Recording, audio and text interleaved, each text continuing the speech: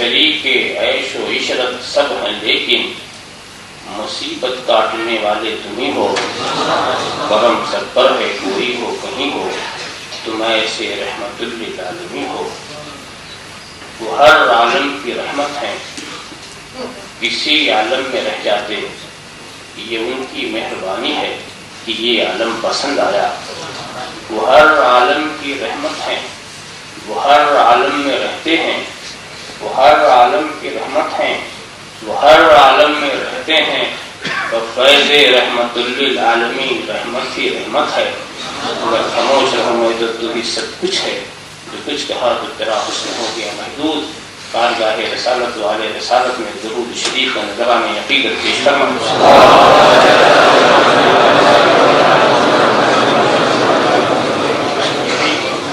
ایک بار اور یہ صلاۃ پیش کرنا۔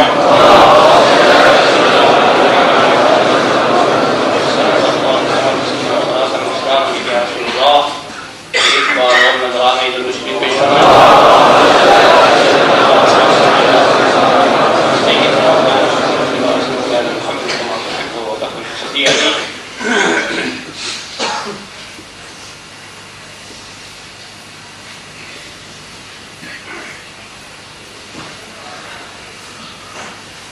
میں کچھ اندازہ نہیں لگا سکتا کہ اس وقت آپ کے حیرت و تعجب کا عالم کیا ہوگا جب کوئی شخص یہ دعویٰ کرے کہ ہم نے ایک ایسے ہرے بھرے درخت کو دیکھا ہے، اس کے پھولوں میں مہک ہے،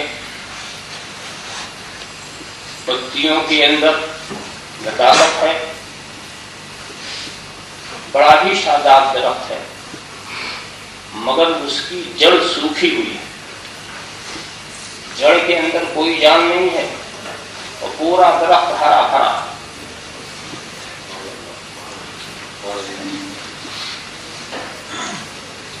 میں نہیں کہہ سکتا کہ آپ کس قدر حیرت میں پڑیں جب کوئی یہ کہے کہ دریا نہیں ہے مگر روانی ہے، چاند نہیں ہے مگر چاندنی ہے، سورج نہیں ہے مگر روشنی ہے۔ آپ خود ہی اندازہ لگائیں کہ آپ حیرت کی کن منزلوں میں پہنچیں گے۔ اور اگر واقعی یہ حیرتناک بات ہے کہ جڑ نہیں تو درخت ہرا بھرا کیسے، اگر واقعی یہ حیرتناک بات ہے کہ چاند نہیں تو چاندنی کیسے، اگر واقعی یہ بات ہے کہ سورج نہیں تو روشنی کیسے، دریا نہیں تو روانی کیسے، پھول نہیں تو مہک کیسے، موتی نہیں تو چمک کیسے، تو یہ اس بات کو بھی حیرتناک ہونا چاہیے کہ رحمت للعالمین نہیں تو عالمین کیسے۔ تو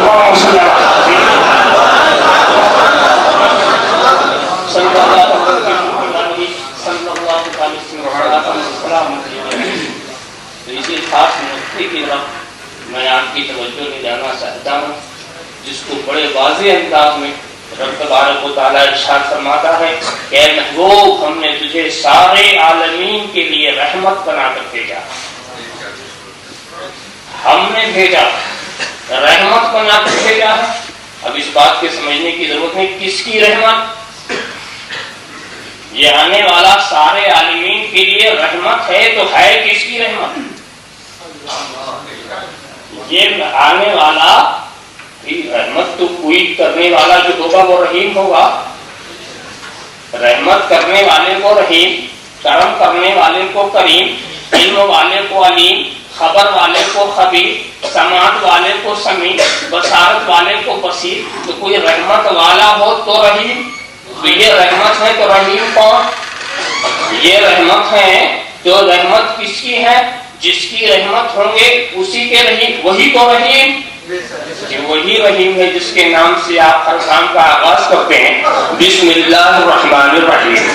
بسم اللہ الرحمن الرحیم، تو خدا رحیم تو یہ رحمت، خدا رحیم تو یہ رحمت، خدا مرسل تو یہ مرسل، خدا ذاکر تو یہ ذکر، خدا ذاکر تو یہ ذکر، خدا مرسل تو یہ مرسل، خدا بھیجنے والا تو یہ رسول، خدا رحیم تو یہ رحمت، خدا کریم تو یہ کرم، خدا کریم تو یہ کرم۔ اب تو بات سمجھ میں آ گئی، یہ خدا کی رحمت ہے جو عالمین کے لیے، یہ خدا کی رحمت ہے جو عالمین کے لیے ہے۔ اب یہ سوچنا پڑے گا کہ خدا کی رحمت قریب ہے کہ دور ہے؟ خدا کی رحمت قریب ہے یا دور ہے؟ تو جب ہم خدا کو نہ قریب و دور کہہ سکتے ہیں تو اس کی رحمت کو بھی قریب و دور نہیں کہہ سکتے۔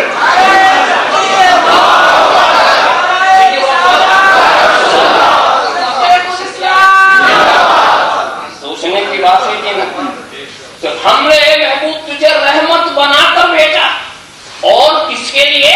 سارے عالمین کے لیے۔ اب جن جن کے لیے رحمت بنا کے بھیجا ہے ان کو الگ کرو، یہ جن جن کے لیے رحمت بن کے آئے ہیں ان کو الگ کرو۔ ہے کوئی ایسا جس کے لیے رحمت بن کے نہ آئے؟ ہے کوئی ایسا جو دائرہ رحمت سے اپنے کو خارج سمجھ رہا؟ ہے کوئی ایسا؟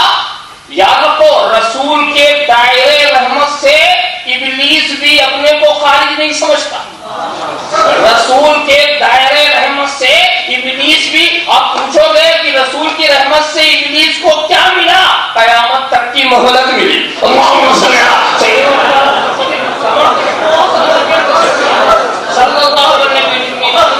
صلی اللہ علیہ وسلم صلاۃ والسلام علیہ یا رسول اللہ۔ ایک ہوا بھیجنے والا، ایک یہ رسول جن کو بھیجا گیا، اور وہ عالمین، العالمین، عالمین مرحوم، ان کے لیے رحمت۔ تو عالمین کی لسٹ بنا ڈالو۔ کیا مطلب ہوا؟ عالمین کو ایک شخص میں رکھو، خدا بھیجنے والا اور جن کی طرف بھیجا گیا وہ عالمین، مرسل الیہم، جن کی طرف بھیجا گیا وہ عالمین اور خدا بھیجنے والا، اور یہ وہ ہیں جن کو بھیجا گیا۔ خدا بھیجنے والا یہ وہ ہے جن کو بھیجا گیا، اور یہ وہ ہے جدھر بھیجا گیا۔ تو غلطی مت کرنا، نہ اس بیچ والے کو اوپر سے ملانا، نہ اس بیچ والے کو نیچے سے ملانا۔ اگر اوپر ملاؤ گے تو غلطی کرو گے۔ دیکھو، اگر تم اس بیچ والے کو اوپر سے ملاؤ گے تو تمہارے اندر عیسائیت کا غلو پیدا ہو جائے گا، یہودیت کی روش تم اختیار کر لو گے، اور اگر بیچ والے کو اپنوں سے ملاؤ گے تو کفار و مشرکین کی روش پر چل جاؤ گے۔ نہ اس روش پر جاؤ نہ اس روش پر جاؤ، بیچ والے کو بیچ والا سمجھو اور مومنین صالحین کا طریقہ اختیار کرو۔ بیچ والا جو ہے، تو اب معلوم یہ ہوا کہ یہ بیچ والے ہیں، اور عالمین وہ ہیں جن کے لیے یہ رحمت ہے۔ اسی لیے تفسیر روح المعانی اٹھا کر دیکھ، بڑی وضاحت بیچ والے کو رکھ کر کے بتا دیا کہ اس کی پوزیشن کیا ہے۔ کونہ صلی اللہ تعالی علیہ وسلم رحمتا للجمیع باعتبار انه علیہ الصلوۃ والسلام واسطة الفیض الالہی علی الممکنات علی حسب القوابل، یعنی جو رحمت للعالمین کہا گیا ہے تو یہ سب کے لیے جو رحمت کا معنی کیا ہوا؟ کیوں یہ رحمت ہے؟ کیا بتانا ہے کس اعتبار سے یہ رحمت ہے؟ اس اعتبار سے یہ رحمت ہے کہ سارے ممکنات اور خالق ممکنات کے بیچ میں یہ واسطۃ الفیض ہے، یہ بیچ کا واسطہ ہے۔ ادھر سے دے رہے ہیں، ادھر دے رہے ہیں، ادھر کی سن رہے ہیں، ادھر پہنچا رہے ہیں، تو یہ بیچ کا واسطہ ہے، جس کو سمجھانے کے لیے اکثر ایک مثال میں دے دیتا ہوں کہ نیچے سے اوپر جانے کے لیے یہ زینہ جو ہے یہ بیچ کا واسطہ ہے۔ زینے کا نام زینہ ہے، زینے کو اگر آپ نے چھت کہہ دیا تو یہ بھی غلط ہے، اور زینے کو اگر آپ نے فرش کہہ دیا تو یہ بھی غلط ہے۔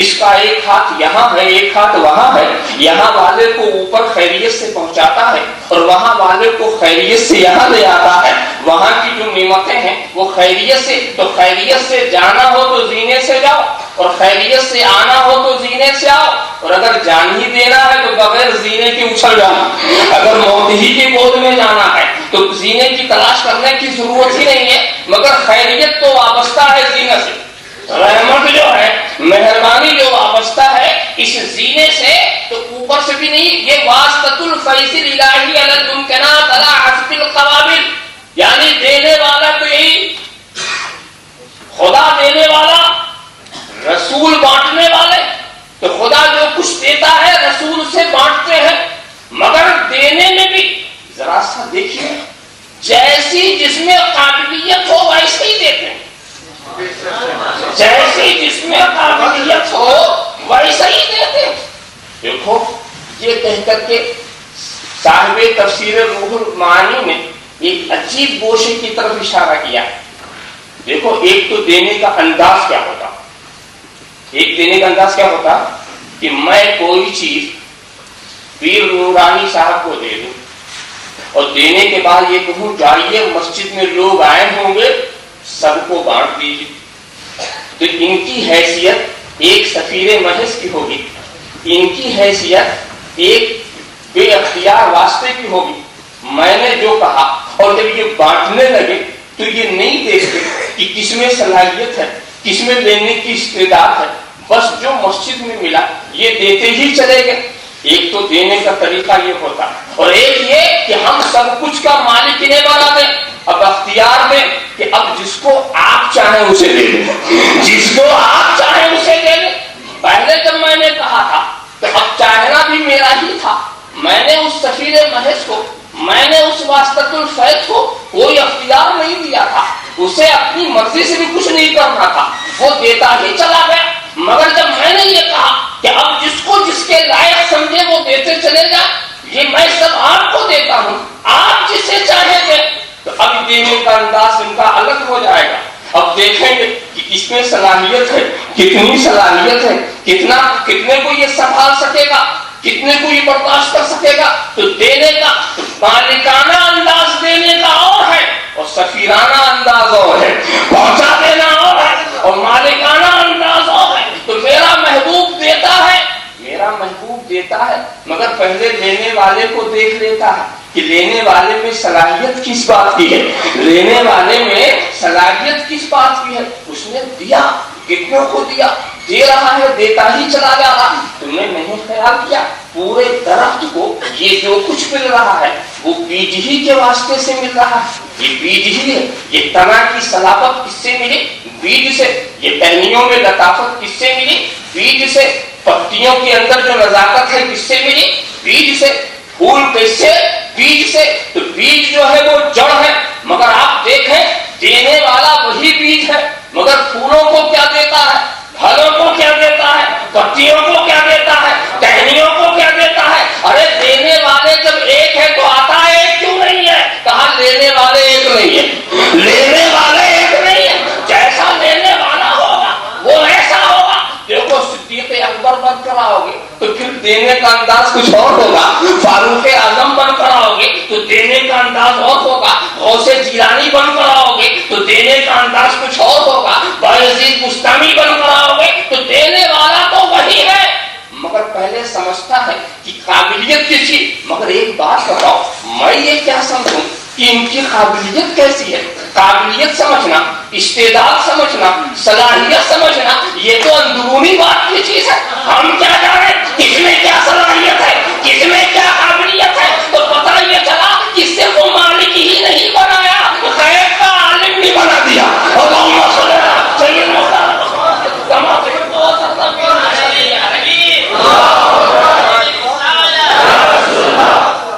اچھا ایک بات اور کہ جب سارے عالم کے لیے یہ رحمت ہے تو اب ایسا وقت کبھی نہیں آنا چاہیے کہ عالم ہو رحمت نہ ہو، ایسا وقت نہیں آنا چاہیے کہ عالم ہو رحمت نہ ہو۔ اسی کی وضاحت تفسیر روح المعانی نے کر دی کہ چونکہ حضور صلی اللہ تعالی وسلم واسطۃ الفیض الالہی ہے، فیض الہی کا واسطہ ہے، وَلِذَا كَانَ نُورُهُ صلی اللہ تعالی وسلم اول الممکنات اول المخلوقات۔ اسی وجہ سے نبی کا نور سب سے پہلی مخلوق ہے، نبی کا نور سب سے پہلی مخلوق ہے۔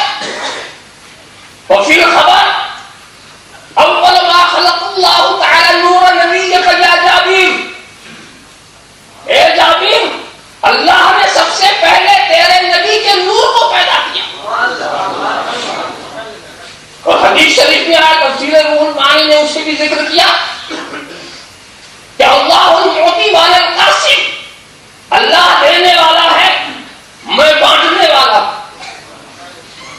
راستہ دیکھو، اور پھر وضاحت بھی فرما دی تفسیر روح المعانی نے کہ میرا جو مختار کیا ہے، میں میرے نزدیک صحیح بات کیا ہے، میرے نزدیک ماننے لینے کی چیز کیا ہے کہ انہ صلی اللہ علیہ وسلم انما بعث لکل فرد من العالمین، یعنی رسول کی بعثت کسی ایک قوم کے لیے نہیں، کسی ایک ماحول کے لیے نہیں، کسی ایک زمانے کے لیے نہیں، کسی ایک قبیلے کے لیے نہیں، کسی ایک گھرانے کے لیے نہیں، کسی ایک خاندان کے لیے نہیں، انما بعث لکل فرد من العالمین، عالم کے ہر فرد کے لیے، عالم کے ہر فرد کے لیے۔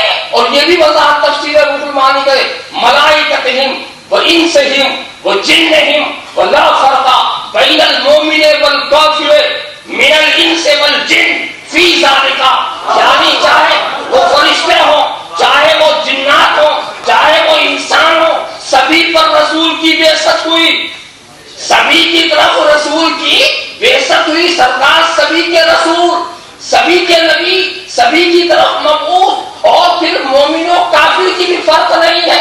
یہ وہ رحمت ہے جو مومن کے لیے بھی رحمت ہے، کافر کے لیے بھی رحمت ہے، جنوں کے لیے بھی رحمت ہے، انسانوں کے لیے بھی رحمت ہے۔ مگر ایک بات کہہ دیا، والرحمت متفاوت، والرحمت متفاوتہ، یعنی سب کے لیے رحمت ہے مگر طرز رحمت میں فرق ہے، ہر جگہ الگ الگ ہے۔ ارے دوستو، شفقت تو شفقت ہی ہوتی ہے، مگر شفقت کے درجات ہوتے ہیں، مہربانی تو مہربانی ہی ہوتی ہے، مگر مہربانی کے کچھ درجات ہوتے ہیں۔ دیکھو، کیا یہ مہربانی نہیں ہے کہ ماں اپنے بیٹے کو اپنے کلیجے سے لگا کر کے اس کو غذا پہنچاتی ہے، اور پہنچانے کے بعد اس کا جو حق تربیت تو پورا ہو گیا، بھوکا تھا، اس کی بھوک مٹ گئی، اب تو ساری ذمہ داری ختم ہو گئی، مگر ماں صرف اسی پر اکتفا نہیں کرتی، اپنی گود میں اسے لے کے سلا رہی، وہ اپنی گود میں دیکھیے شفقت کے۔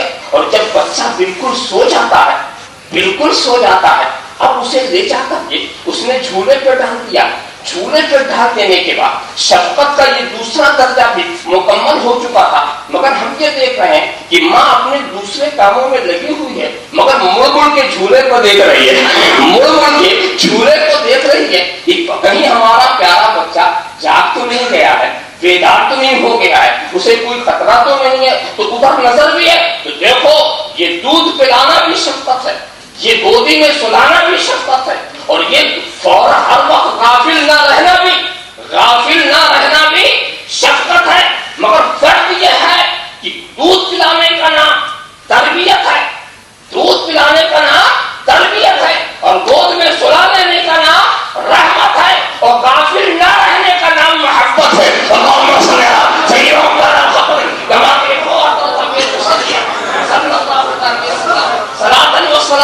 یا رسول اللہ۔ تو دیکھو، میرے رسول کی مہربانی سبھی کے لیے ہے، مگر کہیں تربیت کے حد تک ہے، کہیں تربیت کے حد تک ہے، اور کہیں رحمت کے حد تک ہے، اور اہل ایمان کے لیے محبت کی منزل ہے، محبت کی منزل ہے۔ اور ہمیں تو چاہیے کیا؟ رسول کی محبت ہی تو چاہیے، ہمیں تو رسول کی محبت ہی تو چاہیے، اور واقعی محبت سے بڑھ کر کے کوئی چیز نہیں ہے، کوئی نعمت نہیں ہے۔ تو تفسیر روح البیان نے بالکل وضاحت کر دی کہ دیکھو، سرکار سب سے پہلے جو پیدا ہوئے، سب سے پہلے اس لیے کہ رحمت للعالمین، اور جب ہر فرد کے لیے رحمت تو ہر فرد سے پہلے ہو، ہر فرد سے پہلے ہو۔ اور دوسری بات یہ ہے کہ ہر وقت کے لیے رحمت تو ہر وقت ہو، ہر وقت ہو، اور قیامت تک کے لیے رحمت تو قیامت تک ہو۔ اللہ عالمین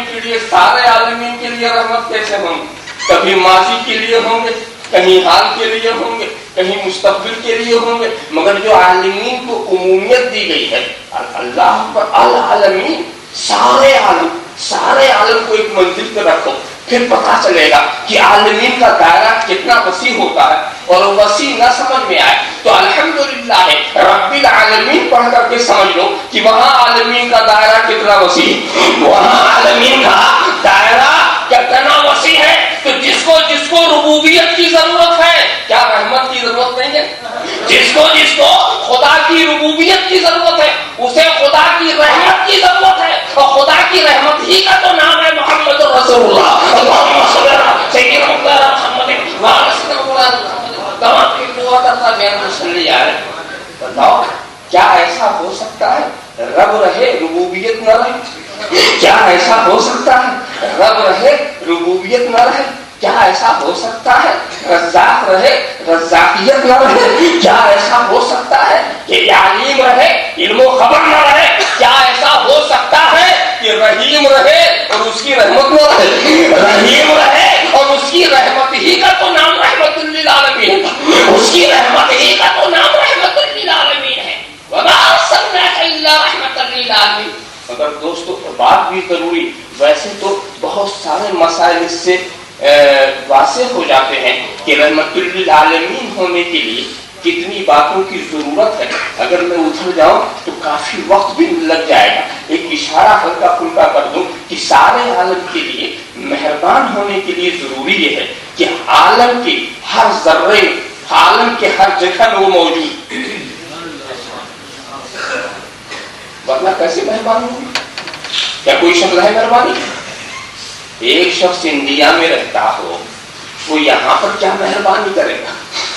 یہاں کے دکھ درد ہی کو نہیں جانے گا، مہربانی کیا کرے؟ اسی لیے ضروری ہے کہ وہ ہمارے قریب۔ سب سے پہلی بات تو یہ ہے کہ وہ موجود ہو۔ جب موجود ہی نہیں ہوگا تو موجود کے لیے رحمت کہاں؟ موجود ہو، باحیات ہو، اگر وہ باحیات نہیں ہے تو وہ رحمت کیسے؟ وہ رحمت کیسے؟ اور صرف باحیات ہی نہ ہو، جس کے لیے رحمت ہے اس کے قریب بھی ہو، اور صرف قریب ہی نہ ہو بلکہ اس کا دیکھنے والا بھی ہو، اور صرف دیکھنے والا ہی نہ ہو بلکہ اس کے دکھ درد کا جاننے والا بھی ہو، اور صرف جاننے والا ہی نہ ہو، اس دکھ درد کو مٹانے کا اختیار رکھنے والا بھی ہو، اس دکھ درد کو مٹانے کا اختیار رکھنے والا بھی ہو۔ اس طرح سے تو بات بہت آگے بڑھ جائے گی، مگر بڑے تعجب کی بات ہے کہ جب رسول کو کوئی رحمت مانے اور باحیات نہ مانے۔ اچھا یہ بھی عجیب بات ہے، رسول کے غلاموں کی زندگی میں شک نہیں، رسول کے غلاموں کی زندگی میں شک نہیں، اور جس کی غلامی سے زندگی ملی ہے، جس کی غلامی سے زندگی ملی ہے، اس کی زندگی میں شک۔ رسول کے غلاموں کے لیے بات پڑھ دیتے ہیں، وَلَا تَقُولُوا لِمَن يُقْتَلُ فِي سَبِيلِ اللَّهِ أَمْوَاتٌ بَلْ أَحْيَاءٌ وَلَٰكِن لَّا تَشْعُرُونَ۔ یہ اللہ کی فی سبیل اللہ، اللہ کی راہ میں جو قتل کر دیے گئے ہیں، اللہ کی راہ میں جو قتل کر دیے گئے ہیں، انہیں مردہ مت کو زندہ ہے۔ تو مجھے بتاؤ یہ سبیل اللہ کیا ہے؟ یہ سبیل اللہ کیا، اللہ کی راہ کیا ہے؟ جو راہ میں قتل ہوں گے وہی تو زندہ ہے نا۔ تو یہ اللہ کی راہ کیا ہے؟ وہ اللہ کی راہ وہی تو ہے جہاں جاؤ تو خدا ملے۔ اللہ کی راہ وہی تو ہے کہ جہاں جاؤ تو خدا مل جائے۔ ان ربی علی صراط مستقیم، میرا رب جو ہے صراط مستقیم پر ہے۔ جب صراط مستقیم پر پہنچو گے تو خدا ملے گا، اسی صراط مستقیم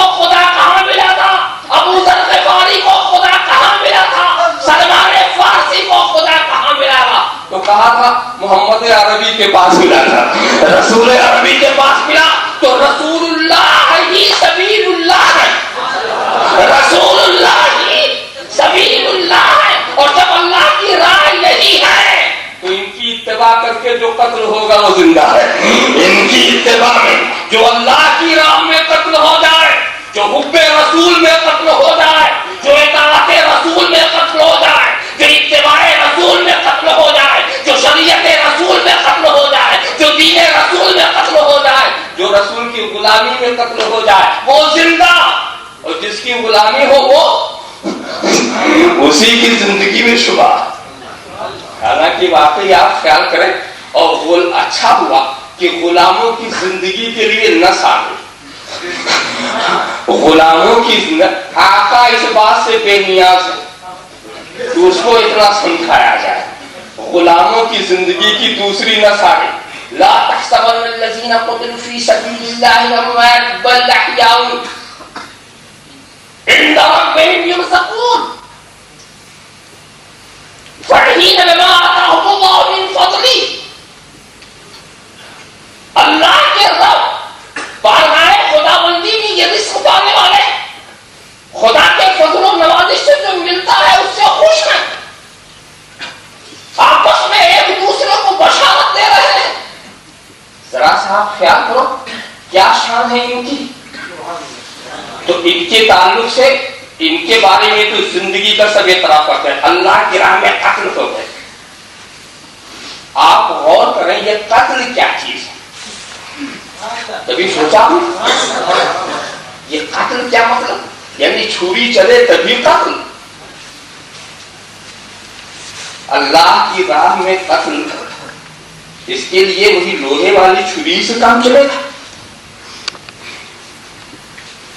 مفردات امام راغب نے قتل کی جو وضاحت فرمائی ہے اس کے الفاظ میں رکھیں،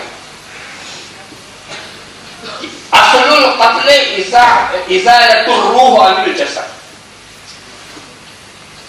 قتل کی اصل کیا ہے، جسم سے روح کو زائل کر دینے کی کوشش کرنا، زائل کر دینا یہ قتل ہے، جسم سے روح کو جدا کر دینا یہ قتل ہے۔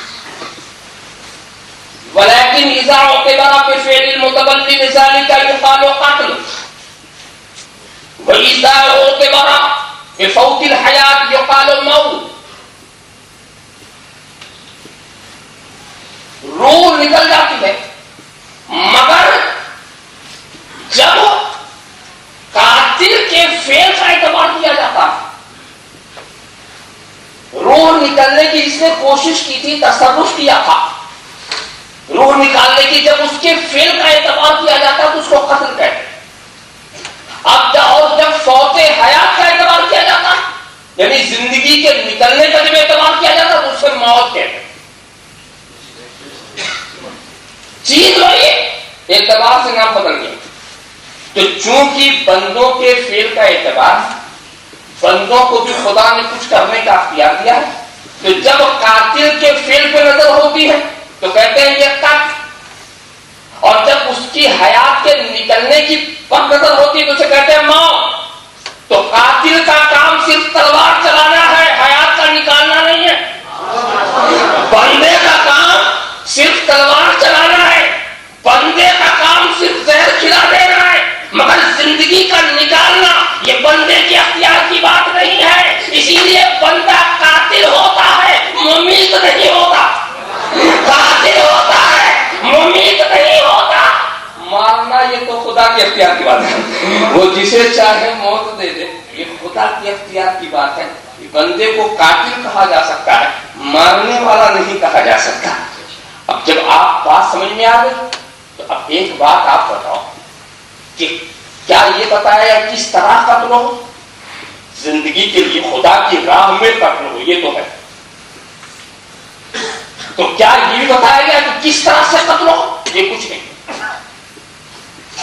بس خدا کی راہ میں قتل ہو جائے چاہے کیسے بھی قتل ہو،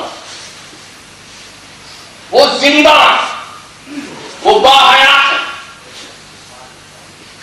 یہاں پر ایک بات آپ سوچیں گے کہ نبی کریم کے تعلق سے اگر یہ بات کہی جا رہی ہے تو نبی کریم کے ذات سے قتل کا فعل تو وابستہ ہی نہیں ہوا، اور بلکہ قرآن کریم کی ایک آیت کریمہ واللہ یعصمک من الناس، اللہ تمہیں لوگوں سے بچائے گا۔ تو اگر ہم یہ مان لیں کہ نبی کو قتل کیا تو پھر خدا نے کہاں بچایا؟ سوال سمجھے، ایک طرف واللہ یعصمک من الناس، اللہ تمہیں لوگوں سے بچائے گا، اب اگر ہم یہ تسلیم کر لیں کہ نہیں نبی کا قتل ہوا تو کہاں بچے؟ تو میں آپ کو بتاؤں اس اشتباہ کو جو پر بات چھڑ گئی ہے تو اس کی صفائی بھی ضروری ہے۔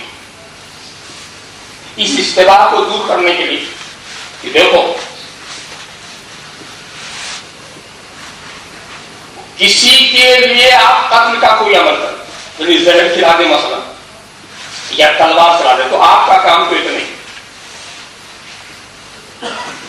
مگر فوراً موت دے دے یہ رب تبارک و تعالیٰ کے اختیار ہے، اور رب تبارک و تعالیٰ اس بات پر مجبور نہیں ہے کہ فوراً موت دے۔ موت میں تاخیر بھی ہو سکتی ہے، سبب وہی ہو، ایسا ہو سکتا ہے کہ سبب وہی ہو مگر موت میں تاخیر ہو جائے، ایسا ہو سکتا ہے کہ سبب موت وہی ہو مگر تاخیر ہوگا۔ تو جہاں یہ کہا گیا کہ اللہ تمہیں لوگوں سے بچائے گا، یعنی لوگوں سے بچانے کا مطلب کیا کہ کوئی انسان اس بات پر قدرت نہیں رکھے گا کہ آپ کو ایسی اذیت دے جو فوری طور پر آپ کی موت کا سبب بنے، فوری طور پر موت کا سبب بنے، ایسا تو کوئی قادر ہوگا ہی نہیں۔ ہاں ایسا ہو سکتا ہے کہ کوئی ڈر گئی اور اس کا سبب موت ہونا مدت طویلہ کے بعد ظاہر ہو، طویل مدت کے بعد ظاہر ہو، یہ ہو سکتا ہے۔ یہ ہو سکتا ہے کہ سانپ کسی کو کاٹے اور وہ زہر جو ہے طویل مدت کے بعد اثر کرے۔ تو دیکھو قاتل کا کام تو ایسا حربہ استعمال کرنا ہے کہ کرے تو اس کے بعد عادتاً موت فوراً واقع۔ ایک زہر قاتل کسی کو آپ کھلا دیں تو عادتاً اسے فوراً مر جانا چاہیے۔ تلوار کسی پر چلا دے، دل کے اندر کوئی خنجر لگا دے تو عادتاً اسے مر جانا چاہیے، مگر اگر وہ عادتاً نہیں مرا اور خدا نے اسے بچا لیا مگر وہ زہر ایک مدت دراز کے بعد اثر انداز ہوا تو بھی اس کو بھی قتل ہی کہیں گے۔ قتل کے معنی یہ نہیں کہ فوراً ہی مر جانا، جو قتل کا عمل کیا گیا ہے اگر دراز اور طویل مدت کے بعد بھی وہی اثر کرے تو اس کا نام بھی قتل ہی ہے۔ اب سوال یہ ہے کہ بچے کیسے؟ پھر وہ بچے کیسے جب وہ ایسا زہر تھا کہ فوراً ہی اس سے موت ہو جائے، جب ایسا وار تھا فوراً اس سے موت ہو جائے تو بچے کیسے؟ یہ آپ سوال کریں تو نبی کے بارے میں مت سوال کرو، نبی کے لیے کیسا کیسا کہاں تک کرو گے؟ نبی کی پوری زندگی ہی اعجاز کے اوپر ہے، نبی کی زندگی ایک معجزہ ہے، اور اس معجزے کی وجہ سے نبی کریم اگر بچ جاتے ہیں تو وہ بات اور ہے۔ میں آپ کو بتانا یہ چاہتا ہوں کہ موت کی دو قسمیں ہوتی ہیں، ایک موت عادی اور ایک موت غیر عادی، یعنی فرقے موت غیر۔ ایسے ہی ایک حقیقی موت ہوتی اور ایک ظاہری موت ہوتی، ایسی زندگی بھی ایک حقیقی زندگی ہوتی، ایک ظاہری زندگی ہوتی۔ ان سب کی تفصیلات میں تو اس میں کیا ہوتا ہے، جب کسی کے بدن سے روح نکل جائے، کسی کے بدن سے روح نکل جائے تو عادتاً اس کی موت ہو جاتی ہے، تو یہ موت آتی۔ مگر کسی کے بدن سے روح نکل جائے حیات نہ نکلے تو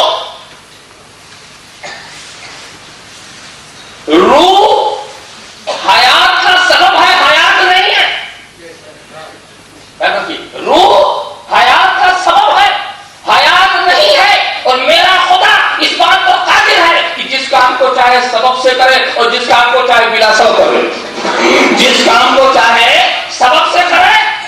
یہ ایسا سبب نہیں ہے کہ اس کے بعد کام ہو ہی جانا چاہیے، بس جہاں تک سبب ہونے کی بات ہے، آگ جلانے کا سبب ہے، آگ جلانے کا سبب ہے، مگر آتش قدے نمرودی جلتا رہے۔ حضرت ابراہیم جلنے والے نہیں ہیں، حضرت ابراہیم سبب موجود ہے، کام نہیں ہو رہا، سبب موجود ہے، کام نہیں ہو رہا۔ چھری تیز چلے تو کاٹنے کا سبب ہے، مگر چھری چلتی رہے دروئے اسماعیل نہیں کٹے گا، نہیں کٹے گا۔ سبب موجود ہے، سبب موجود ہے، مگر کام نہیں ہو رہا۔ تو دوستو میں یہ بتانا چاہتا ہوں کہ قتل کا سبب اللہ کے رسول کی بارگاہ میں بھی موجود ہے، اللہ کے رسول کی بارگاہ میں بھی موجود ہے، مگر اس کا ظاہر، اس کا سبب ہونا ایک دراز مدت کے بعد ظاہر ہوتا ہے۔ اور اس سلسلے میں تو احادیث بہت واضح ہیں۔ حضرت عائشہ کی روایت، امام بخاری نے بھی اس کو اور امام بیہقی نے بھی اس کی روایت سنایا۔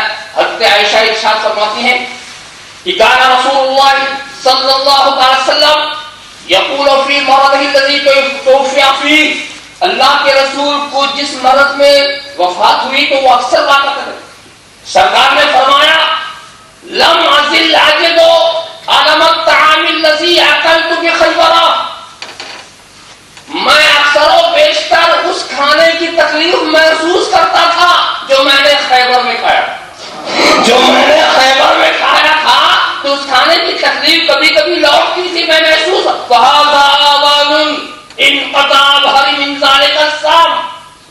تو یہ آج وہ وقت آ گیا ہے کہ اسی زہر سے میری رگیں جہاں کٹ گئی، میری رگیں جہاں کٹ گئی۔ تو دیکھو سرکار بھی اس پر یہی ارشاد فرما رہے ہیں، اور علامہ زرقانی نے تو ایسی صاف وضاحت فرما دی ہے اور اس بات کہ قد ثبت ان نبی صلی اللہ علیہ وسلم مات شہیدا، یہ بات پائے تحقیق تک پہنچ گئی ہے کہ حضور کی موت جو ہے وہ شہادت کی موت ہے، حضور کی موت وہ شہادت کی موت ہے۔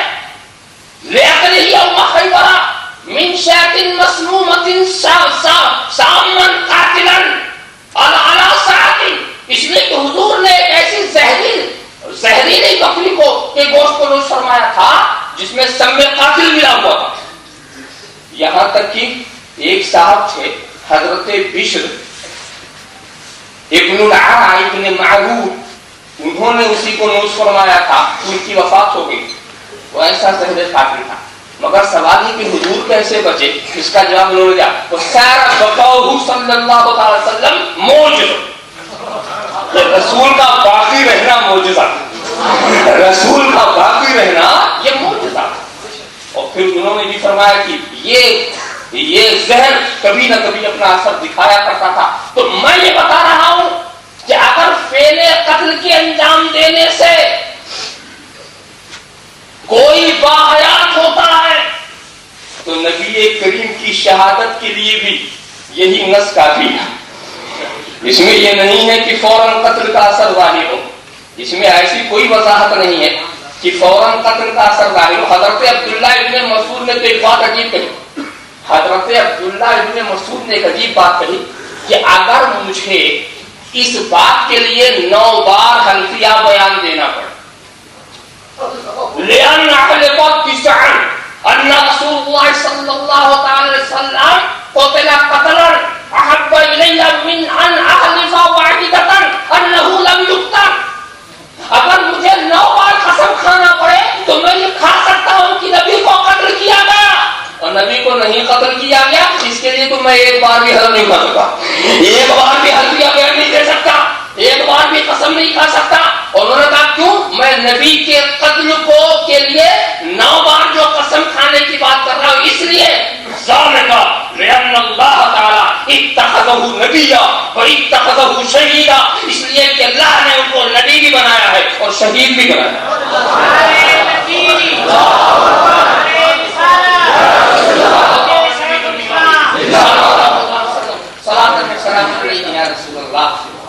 اور آگے میں بتاؤں، قاضی ثناء اللہ پانی پتی کا نام آپ نے سنا ہوگا، یہ حضرت قاضی ثناء اللہ پانی پتی کون ہے؟ شیخ عبدالعزیز محدث دہلوی کہتے تھے یہ بیہقی وقت، اپنے وقت کے امام بیہقی کو دیکھنا ہو تو قاضی ثناء اللہ کو دیکھنا۔ تو انہوں نے یہ کہا کہ انبیاء کی حیات شہداء کی حیات سے زیادہ کامل و مکمل ہے، اور شہداء کی حیات کا جو ظہور ہے وہ اس میں پوشیدگی بھی ہے، مگر انبیاء کے اور خود سرکار انبیاء کے حیات کے ظہور میں کوئی پوشیدگی نہیں۔ اور پھر کہتے ہیں حق سے میں یجوز النکاح بازواج النبی صلی اللہ علیہ وسلم۔ ارے نبی کی زندگی کی سب سے بڑی دلیل یہی ہے کہ نبی کے پردہ فرمانے کے بعد بھی نبی کے ازواج سے کوئی نکاح کر ہی نہیں سکتا، نبی کے ازواج سے کوئی نکاح کر ہی نہیں سکتا۔ آپ ذرا سا خیال کریں، آپ سوچیں، اور معلومہ کی زندگی کی بات وہ کر رہے ہیں کہ ان کے زندہ رہنے کی سب سے بڑی دلیل یہی ہے۔ علامہ جلال الدین سیوطی کا نام آپ نے سنا ہوگا، یہ اپنے وقت کے مجدد اور ایسے متفق علیہ بزرگ ہیں کہ جن کے بارے میں دو رائے نہیں ہے۔ انہوں نے جب آیت کریمہ کی تفسیر شروع فرمائی، اس کا مطلب واضح کرنا لگا تو کہا کہ شہداء کے ذکر کے ساتھ ساتھ والانبیاء اولی بذالک وہم اجل واعظم، یعنی جب شہیدوں کے بارے میں یہ آیا کہ یہ زندہ ہیں تو انبیاء تو اس سے زیادہ مستحق۔ اور پھر انہوں نے کہا وما نبی الا وقد جمع مع النبوۃ وصف الشہادہ، کوئی نبی ایسا ہے نہیں جو نبوت کے ساتھ شہادت کا کمال نہ رکھتا۔ نبوت کے ساتھ معلوم ہوا کہ ہر نبی کے ساتھ اس کی قوم نے ایسی حرکت کی ہے جو علل فور موت کا سبب بنے، اور اگر موت علل فور نہیں ہوئی ہے تو وہ سبب کی کمزوری نہیں ہے، یہ اس نبی کا معجزہ، وہ سبب کی کمزوری نہیں ہے، یہ اس نبی کا معجزہ ہے۔ بات سمجھ میں آنی چاہیے۔ تو ہر نبی کی شان ہے، تو وہ حضرت جلال الدین سیوطی نے یہ فرما دیا، پھر انہوں نے فرما دیا کہ سارے انبیاء جو ہیں آیت کریمہ کے جو لفظوں میں جو عموم ہے اس میں وہ شامل ہے، اور یہ تھلونا فی عموم لفظ آیا، سارے انبیاء لفظ اس آیت کریمہ کے الفاظ کے عموم میں داخل ہے، اور ہر انبیاء کے لیے بات صادق ہے کہ وہ اللہ کی راہ میں قتل کیے گئے۔ اور جناب والا ہم کو حضرت امام قرطبی یاد آ گئے، انہوں نے اپنے شیخ کے حوالے سے ایک بات کہی، انہوں نے کہا یہ موت کا جو لفظ تم کرتے ہو یہ موت ہے کیا؟ الموت ليس بعدم محض انما هو انتقال من حال الى حال، عدم محض کا نام موت نہیں ہے، ایک جگہ کو چھوڑ کے دوسرے جگہ جانے کا نام۔ اب میں آپ کو بتاؤں، ایک جگہ چھوڑ کر جب کوئی دوسری جگہ جاتا ہے تو پہلے دیکھیں گے کہ پہلی جگہ کیسے تھا، اب دوسری جگہ کیا ہوا۔ اگر دوسری جگہ پہنچ کے اور اچھا ہوا تو مرا کہ جیا، اگر دوسری جگہ پہنچ کر کے وہ اس سے بھی زیادہ آگے بڑھ گیا تو اسے مردہ ہو گیا زندہ۔ میں آپ کو بتاؤں، آپ بھی کئی جگہ چھوڑ چکے ہیں اور چھوڑ چکے ہیں۔ ایک زمانہ تھا کہ آپ عالم ارواح میں تھے کہ نہیں؟ عالم ارواح میں تھے تو اس وقت آپ کا عالم کیا تھا؟ نہ پانی، نہ کھانا، نہ دانا، نہ چلنا، نہ پھرنا، کچھ بھی نہیں۔ عالم ارواح میں کوئی چیز، وہاں کسی غذا کی ضرورت نہیں، ہوا کی ضرورت نہیں، فضا کی ضرورت نہیں، آکسیجن گیس کی ضرورت نہیں، کھانے پینے کی ضرورت نہیں، وہاں تھے کیا کیا کچھ نہیں کر سکے۔ عالم ارواح میں تھے، نہ نیک عمل کر سکے، نہ برا عمل کر سکے، نہ کفر کا سوال، نہ ایمان کا سوال، وہاں کا معاملہ کچھ اور تھا۔ دیکھا آپ نے وہاں کچھ نہیں کر سکتے اپنے طور پر. خدا نے جیسا بنایا ویسے ہی تو بنے رہے. اور پھر وہاں سے آپ کو بھیجا گیا چلو. تو جب آئے شکم مادر میں تو اب بتاؤ تمہارے اوصاف کچھ بڑھے یا کم ہوئے؟ تو عالم ارواح سے منتقل ہو کر شکم مادر میں آپ جب آئے تو یہ مرے کہ زندہ ہوئے؟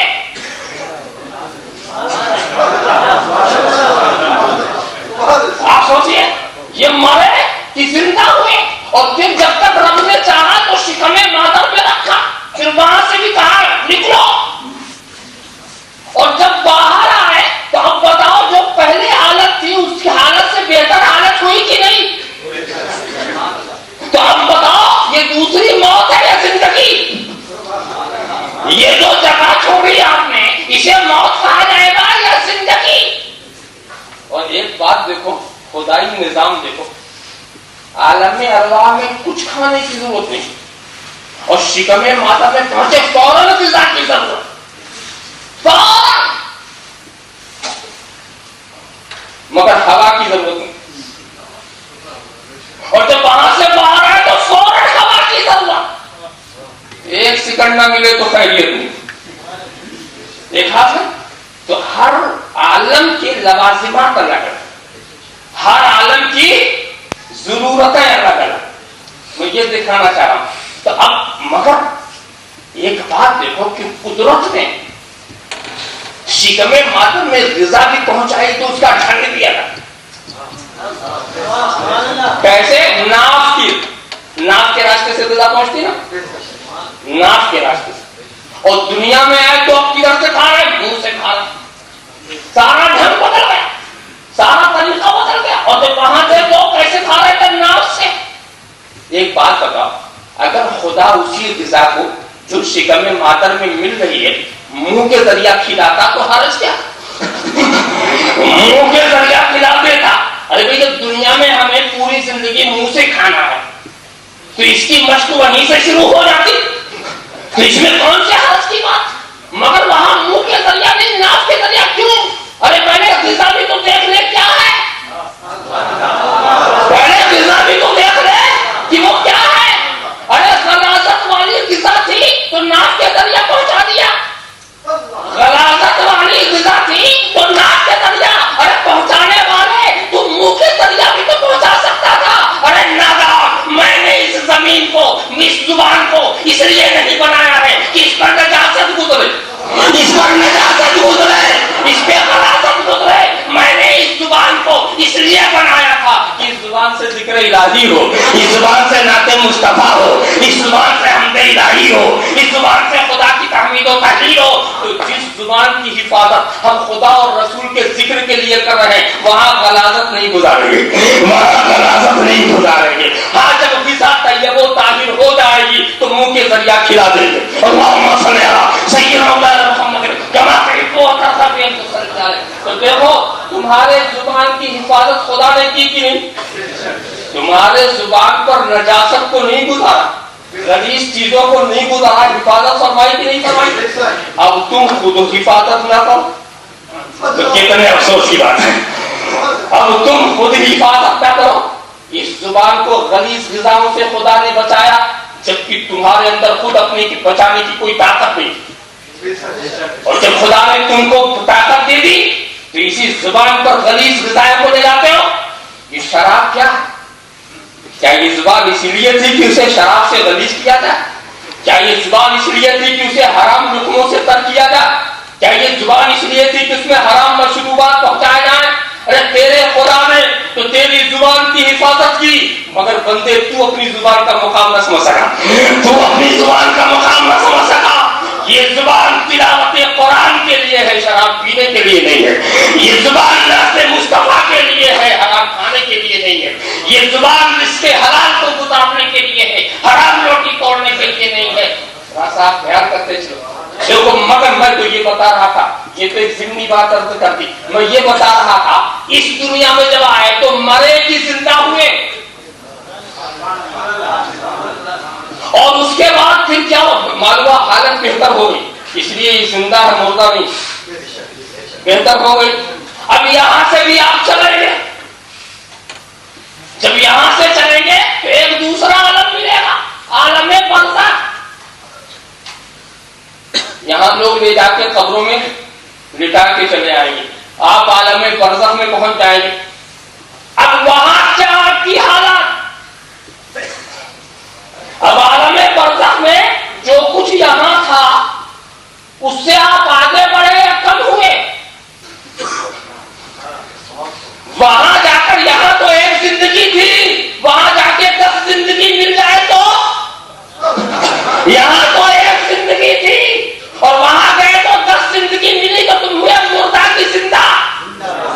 مردہ تو وہ ہے جو یہاں سے زندگی جو اس کے پاس تھی وہ بھی نہ رہ جائے، جو زندگی یہاں اس کے پاس تھی وہ بھی نہ رہ جائے. مردہ تو وہ ہے.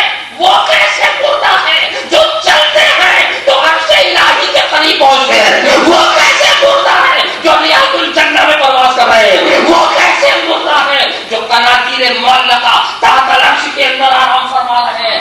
ایسے کو کیسے مردہ کہو گے؟ معلوم مردہ کہنے سے پہلے ہم دیکھیں گے کہ مرنے کے بعد اس کی حالت کیا ہوئی ہوگی. اس کی حالت کیا ہوئی ہوگی؟ تو مردہ وہ ہے جو جائے تو یہاں کی صفات بھی کھو دے. مردہ وہ ہے جو جائے تو یہاں کی خوبیاں بھی ختم ہو جائے. مردہ وہ نہیں ہے جو جائے تو صفات ہی نہ کھوئے بلکہ صفات کا فیضان کرے. وہ کیسے مردہ ہو سکتا ہے؟ ایسے وہ کیسے مردہ کہہ سکتے ہیں؟ یہ انما ہوا انتقال من حال الى حال، ایک حال سے دوسری. انبیاء اور شہداء کا انداز یہ ایک حال سے دوسری حال کی طرف منتقل ہو جاتے ہیں. بھئی دوستو یہ بات صحیح ہے، تم کچھ بھی فیصلہ کرو، یہ زمین یہ درختوں کی غذا بن گئی. جب بنی تو ختم ہوئی کہ نہیں؟ وہ ذرے ختم ہو گئے. تو آپ اس کو مردہ کہیں یا کچھ بھی کہیں، آپ کو پورا اختیار. مگر سچی بات تو یہی ہے کہ یہی زمین جب درختوں پر قربان نہیں ہوئی تھی تو وہ صرف جامد تھی، صرف خاک کے ذرے تھے. مگر جب درختوں پر قربان ہو گئے تو درخت کی ٹہنی بن گئی، درخت کے پھول پتیوں کی صورت میں نمودار ہوئی. تو ان کی حیثیت بڑھ گئی کہ نہیں؟ یہ خاک کے ذروں کی حیثیت بڑھ گئی درخت پر قربان ہونے سے. اور یہی درخت کے پتے اگر خود ہی گر جائیں تو ان کی کوئی حیثیت نہیں ہے. مگر اگر جانور اسے کھا لیتے ہیں تو پھر وہ جانور کا جز بنتے ہیں کہ نہیں بنتے؟ جانور کا لہو بنتے ہیں کہ نہیں بنتے؟ اور یہی جانور اپنی موت مر جائے تو مردہ ہی ہے. مگر اسے انسان کھا لے تو وہ جو جانور کا جز تھا وہ حیوان ناطق کا جز ہو گیا، وہ انسان کا جز ہو گیا. تو اس کے کمال بڑھے کہ نہیں بڑھے؟ اس کے کمال بڑھے کہ نہیں بڑھے؟ معلوم ہے جب کمال بڑھ رہا ہے تو موت کہاں سے آئے؟ جب کمال بڑھ رہا ہے تو موت کہاں سے آئے؟ اور یہی انسان اپنی موت مر جائے، خدا کی راہ میں قتل نہ ہو تو میت ہو کر کے دفن کر دیا جائے گا. مگر یہی انسان خدا کی راہ میں اگر قتل ہو کر کے شہداء اور انبیاء کی شکل و صورت کے اندر نمایاں ہو، اس کے درجات بڑھے، اس کا مقام بڑھے، تو اس کے لیے مردہ کا لفظ استعمال نہیں کرتے. وہ مردہ میں حضرت شاہ ولی اللہ محدث دہلوی کی ایک عبارت پیش کروں تو آپ بہت حیران ہوں گے. فیض الحرمین یہ شاہ ولی اللہ محدث دہلوی رحمۃ اللہ تعالی علیہ کی کتاب. انہوں نے کہا ان الانبیاء لا یموتون، انبیاء کو موت نہیں آتی. انہم احیاء یصلون، وہ زندہ ہیں، نمازیں پڑھتے ہیں. انہم یصلون ویحجون فی قبورہم، وہ نماز بھی پڑھتے ہیں اور حج بھی کرتے ہیں اپنے قبروں میں. وَإِنَّهُمْ أَحْيَاءٌ، وہ زندہ ہیں. میں حیرت کی بات اس لیے کہہ رہا ہوں کہ جب آپ سنیں کہ انبیاء کو موت نہیں آتی، موت تو آتی. کل نفس ذائقۃ الموت، کل نفس ذائقۃ الموت. قرآن کی نص صریح. اور تم آپ کہتے ہیں کہ موت نہیں آتی، تو اس کی وضاحت اگر آپ کریں گے تو وہ بات جس کی تو میں اشارہ کر چکا ہوں ذہن میں رکھیں. ہر نفس کو موت کا مزہ چکھنا ہے. سے مراد وہی کہ ہر انسان کے جسم سے روح نکلے، جسے موت عادی کہتے ہیں، قبض روح کا قبض ہونا، یہ ہے موت عادی۔ تو موت عادی تو سب کو ہوگی، اور اتنا ہی مطلب ہے کل نفس ذائقۃ الموت، کہ موت عادی سب کو، مگر موت حقیقی کیا چیز ہے؟ موت عادی ہے روح کا نکلنا، اور موت حقیقی ہے زندگی کا نکلنا۔ اگر روح نکل جائے اور زندگی نہ نکلے، اگر روح نکل جائے تو زندگی نہ نکلے تو اسے حیات حقیقی بات کہیں۔ یاد رکھو، حی ہونے کے لیے روح کا ہونا ضروری نہیں، حی ہونے کے لیے روح کا ہونا ضروری نہیں۔ حیات کس کو کہتے ہیں؟ حیات ایک صفت ہے جو علم، قدرت و ارادے کا سبب بنتی ہے۔ حیات ایک صفت ہے، اور ایسی محکم بات عرض کروں گا کہ آگے پھر بولنے کی گنجائش نہیں۔ حیات ایک صفت ہے۔ شرح عقائد نصفی یہ بہت ہی معتبر مقبول کتاب ہے، اس میں حیات کی تعریف یہی کی، صفت المصححۃ للعلم والقدرۃ والارادہ، وہ صفت جو سبب بن جائے علم و قدرت و ارادے کا، وہ حیات ہے۔ اس صفت کا نام حیات ہے۔ تو ایسا ہو سکتا ہے کہ روح نکل جائے، حیات نہ نکلے، اور زندہ رہنے کے لیے حیات کا ہونا ضروری ہے، روح کا ہونا ضروری ہے۔ زندہ ہونے کے لیے حیات کا ہونا ضروری ہے، روح کا ہونا ضروری نہیں ہے۔ حی ہونے کے لیے حیات، صفت حیات کا ہونا ضروری ہے، روح کا ہونا ضروری نہیں۔ اور اگر کہو نہیں، زندہ ہونے کے لیے روح کا ہونا ضروری ہے، تو خدا کو زندہ کیسے کہتے ہیں؟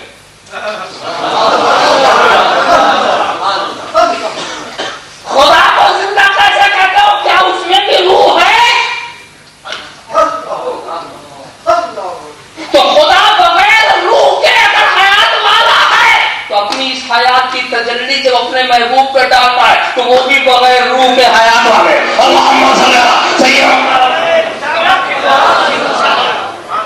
تو نبی کے جسم سے روح نکلی تھی مگر زندگی نہیں نکلی تھی، روح تو نکل گئی تھی مگر زندگی نہیں نکلی تھی۔ اسی کو شاہ ولی اللہ محدث دہلوی کرتے ہیں کہ الانبیاء لا یموتون، انہیں تو موت ہوتی ہی نہیں، انہیں کبھی موت نہیں ہوتی، یہ ہمیشہ باحیات ہوتے ہیں ان کی۔ اور بتاؤ دوستو، ابو جہل کے ہاتھ میں بولنے والی کنکری، کہاں اس میں روح تھی؟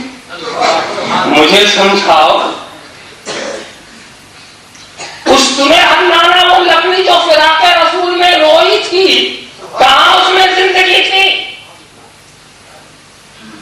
زندگی تھی مگر روح کہاں تھی؟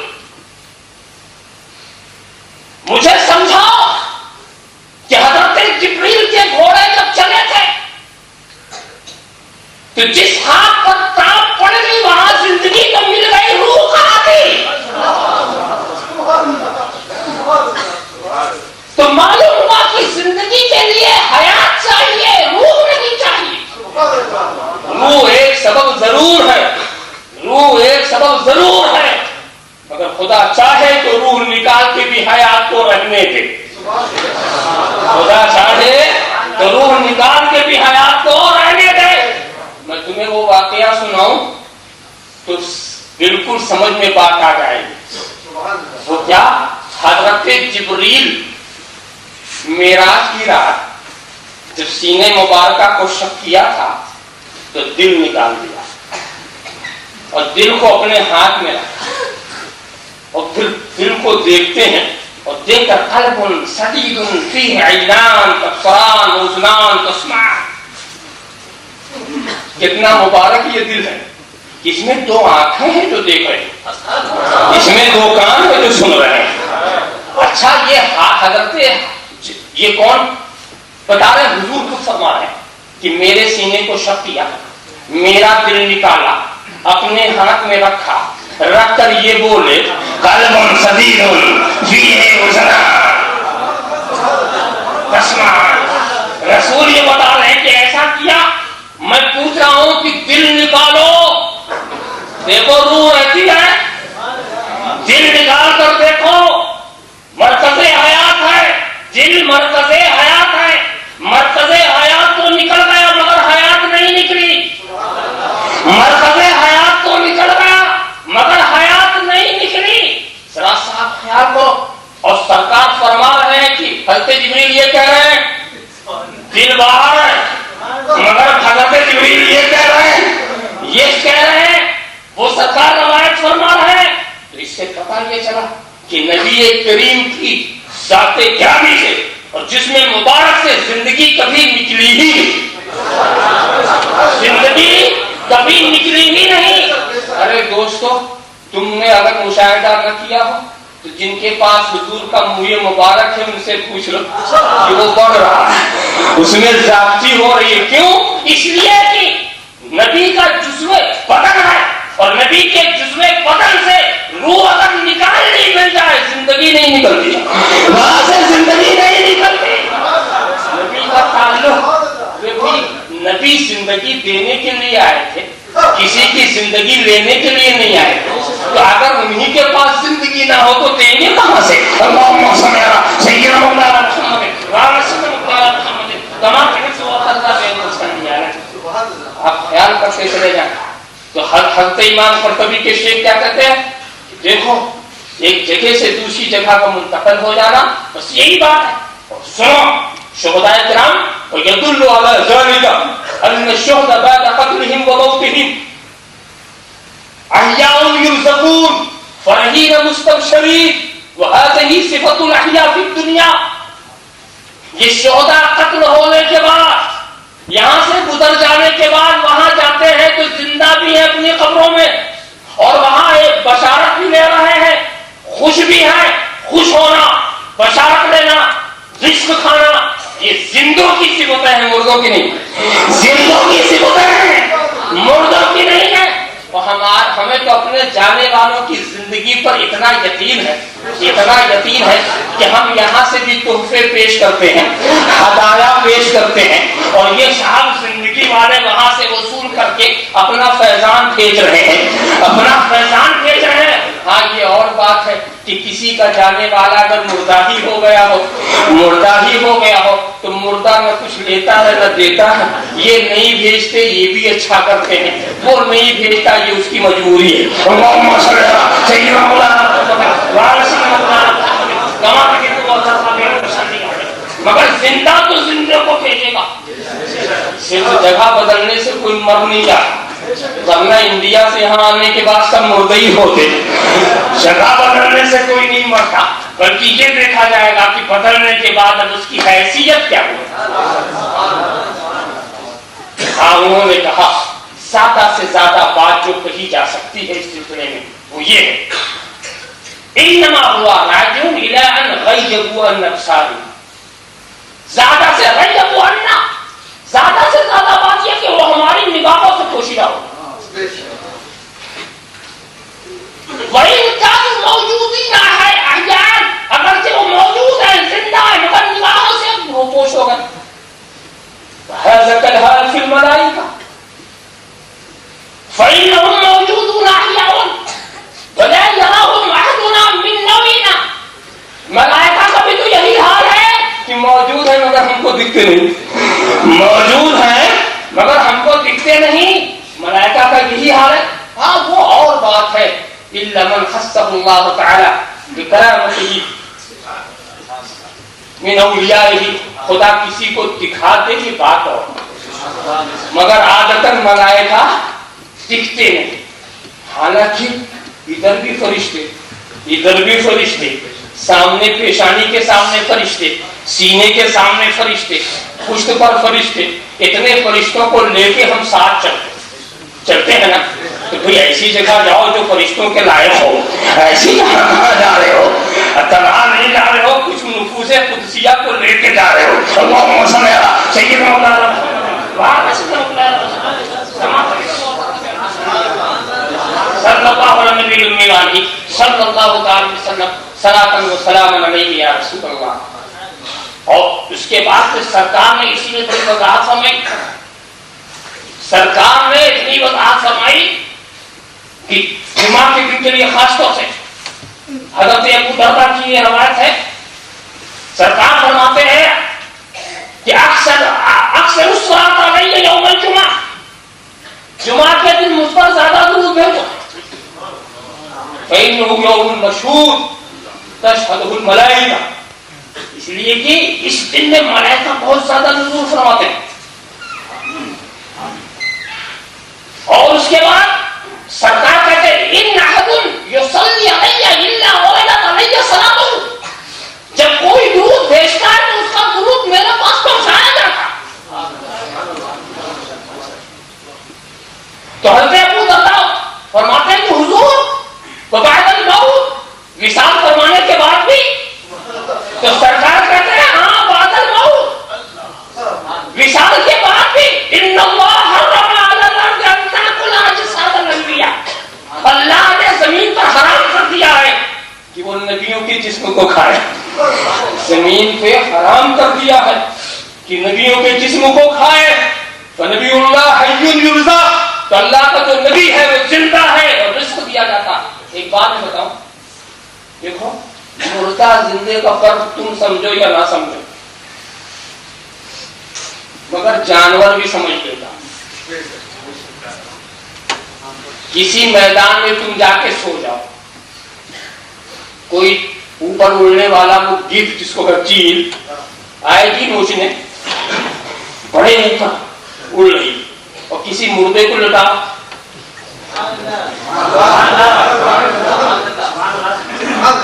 کسی مردے کو لٹاؤ، پھر دیکھو کتنے مہمان آ جاتے۔ تم سوئے تھے تو کوئی نہیں آیا، اور مردے کو لٹائے تو مانو اتنی دور سے بھی سمجھ لے کہ زندہ کون مردہ کون، سونے والا کون ہے مرنے والا کون ہے۔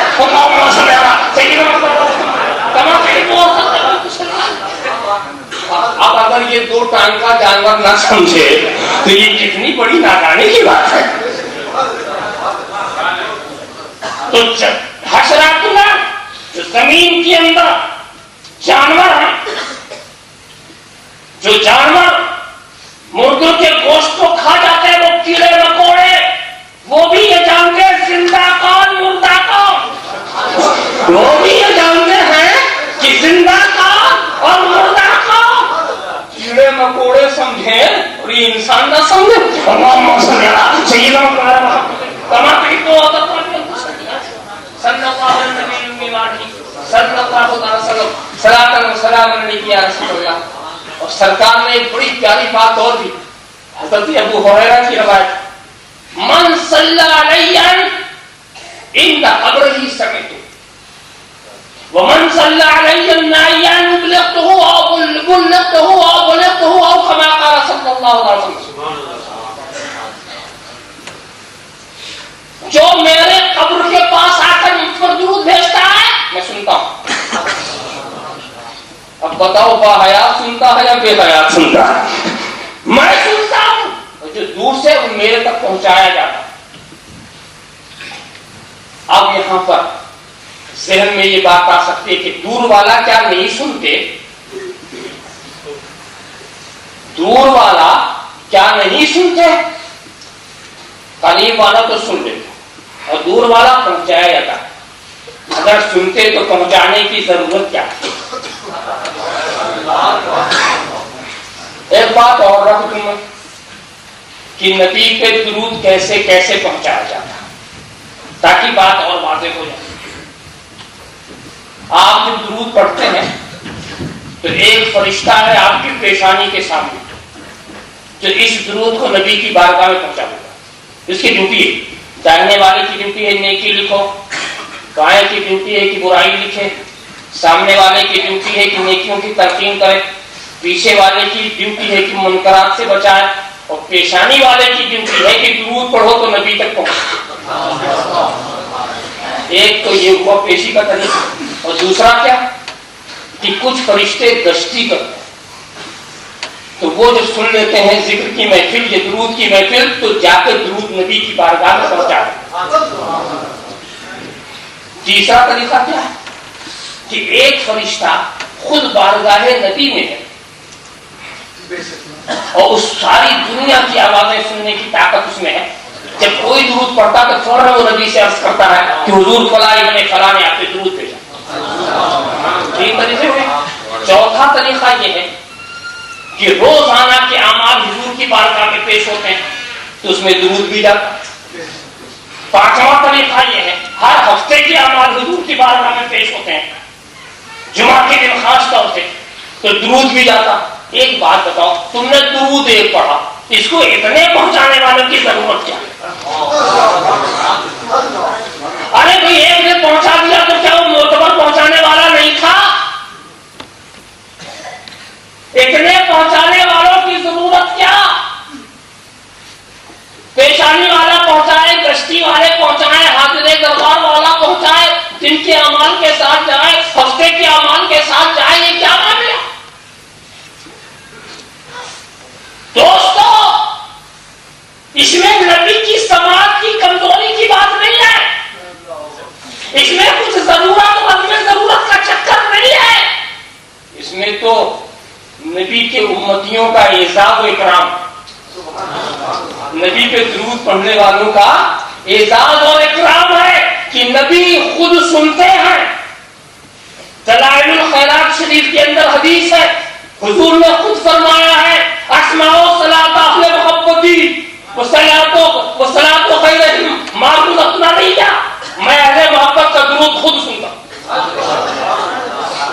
حضور نے فرمایا ہے اسمع ما لا تسمعون ارى ما لا ترون، میں اسے دیکھتا ہوں جو تم نہیں دیکھتے، میں اسے سنتا ہوں جو تم نہیں سنتے۔ تو سرکار سنتی بھی ہے اور پہنچایا بھی ہے، سرکار سنتے بھی ہیں اور پہنچایا بھی ہے۔ اب سوال یہی آپ کر رہے ہیں جب سنتے ہیں تو پہنچایا کیوں جاتا؟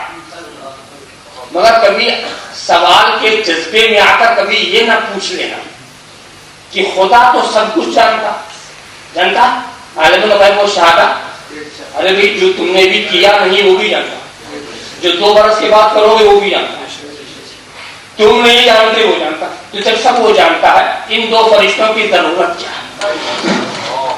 اور پھر یہ اعمال لکھنے کی ضرورت کیا ہے؟ اور روز کے اعمال جو بارگاہ خداوندی میں پیش ہوتے ہیں، صبح کے شام کو اور شام کو صبح کو، اس کی ضرورت کیا ہے؟ یہ بارگاہ خداوندی میں ان سب پیشیوں کی ضرورت کیا ہے؟ کیا لا علمی وجہ ہے؟ کیا خدا کو خبر دینا مقصود ہے؟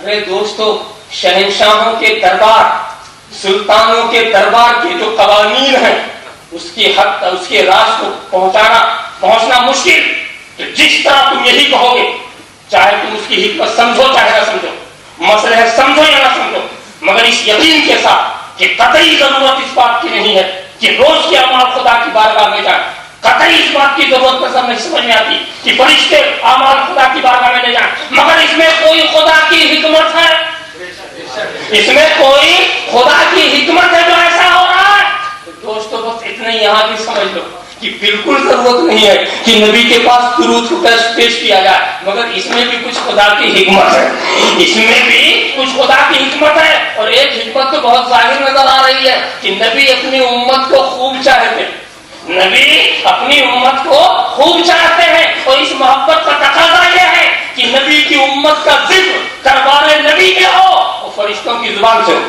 فرشتوں کی زبان سے ہو، ملائکہ کی زبان سے ہو، فرشتے بھی سو۔ کیا خدمت ان کو ملی ہے کہ اس طرح بار بار بارگاہ رسول میں امت کے درود کے واسطے سے انہیں پہنچنا پڑتا ہے۔ دیکھو، میں یہ دکھانا چاہتا ہوں کہ نبی کی زندگی کا عالم کیا ہے، نبی کی زندگی کا عالم کیا، تو یہ مت سمجھنا کہ رسول دور کی نہیں سنتے، جو دور کی نہیں سنے گا وہ دور والے کے لیے رحمت کیا ہوگا، جو دور کی نہیں سنے گا پہلے یہ کہہ دو کہ رحمت للعالمین کے معنی میں تخصیص پیدا کرو. اگر یہ تخصیص ناممکن ہے تو ان کا سننا لازمی ہے. وہ ضرور دور کی بھی سنتے ہیں, قریب کی بھی سنتے ہیں سب, اور جس کو تم دور سمجھتے ہو وہ ان کے لیے دور ہے کہاں؟ بھائی کیا ضروری ہے جس کو ایک انسان دور سمجھے وہ سب کے لیے دور. ہر ایک کی صلاحیت الگ الگ ہوتی. ہو سکتا ہے کہ کسی کے لیے یہاں سے لندن تک ہی دور ہو, کسی کے لیے یہاں سے انڈیا دور ہو, کسی کے لیے یہاں سے امریکہ دور ہو. وہ تو اپنی اپنی سوچنے کی بات ہے. مگر جو آنے واحد میں ایک ہی یار میں ہر جگہ نظر آ رہا ہو اس کے لیے کچھ بھی دور نہیں. یعنی بتاؤ اس کے لیے کیا دور؟ جو معراج کی رات چلے اور پھر چلنے کے بعد وہ مناظر بھی دیکھو کہ حضرت کلیم کو اپنے مزار میں نماز پڑھتا ہوا دیکھے. تو یہاں تو نماز پڑھتا ہوا چھوڑا تھا نا, اور جب بیت المقدس میں پہنچے تو پہلے ہی وہ تھے. جب بیت المقدس میں پہنچے تو پہلے ہی وہ تھے, اور یہاں نماز پڑھا کے چھوڑا تھا, اور جب آسمان پر پہنچے تو پہلے ہی وہ وہاں تھے. جب آسمان پر پہنچے تو ایسے کے لیے کیا دور ہے کیا قریب ہے. یہ بلال آخر وہ تمہارا کون سا عمل ہے جس کی وجہ سے میں نے تمہارے قدموں کی آواز جنت میں اپنے آگے سنی؟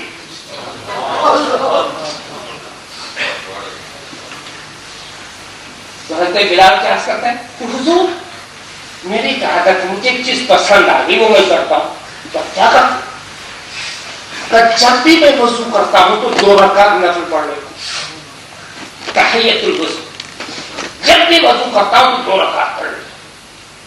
تو سرکار کہتے ہیں یہ تجھے جو مقام حاصل ہوا ہے, میری غلامی کا یہ جو مقام تجھے حاصل ہوا ہے, یہ اسی کی برکت. اس پر کوئی تبصرہ کرنے سے پہلے میں توجہ آپ کی چاہوں گا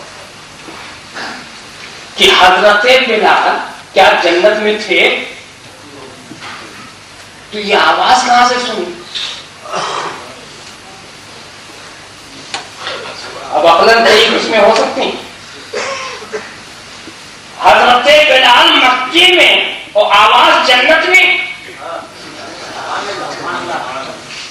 تو اگر یہ کہو کہ نہیں حضرت بلال جنت میں تھے تو میں کہوں گا کہ میں تمہارے عقیدے کو مبارکباد دیتا ہوں. جب غلام کا یہ حال ہے کہ ایک ہی وقت میں مکے میں بھی جنت میں بھی, تو پھر آقا کا مقام کیا ہوگا؟ اور اگر آپ کہیں کہ نہیں صاحب وہ مکے میں تھے, یہاں کی آواز وہاں پہنچی, یہاں کی آواز وہاں پہنچی, میں نے کہا چلو یہ بھی صحیح. اتنا تو مان لیا کہ جب زمین کی آواز جنت میں سن سکتے ہیں, جنت کی آواز زمین پہ سن سکتے ہیں. جنت کی آواز اور جنت میں اتنی دور پر ہے کہ 7ویں آسمان کے اوپر, جب وہاں کی سن ان کا سدرۃ المنتہا انہا جنت المأویٰ, جب وہاں سے سن سکتے ہیں زمین کی, تو دوستو پولٹن اتنا دور مدینے سے نہیں ہے. جب وہاں کی سن سکتے ہیں تو پھر یہاں کی خوبی ہی سن سکتے ہیں. ذرا صاحب خیال کرتے چلے جائیں. اور اگر آپ کے نہیں صاحب یہ آواز ابھی نہیں ہوئی, جب حضرت بلال جنت میں جائیں گے, قیامت کا مرحلہ گزر جائے گا, حساب و کتاب کی منزلیں ختم ہو جائیں گی, جب وہاں چلیں گے تب آواز پیدا ہوگی, اس آواز کو سنو.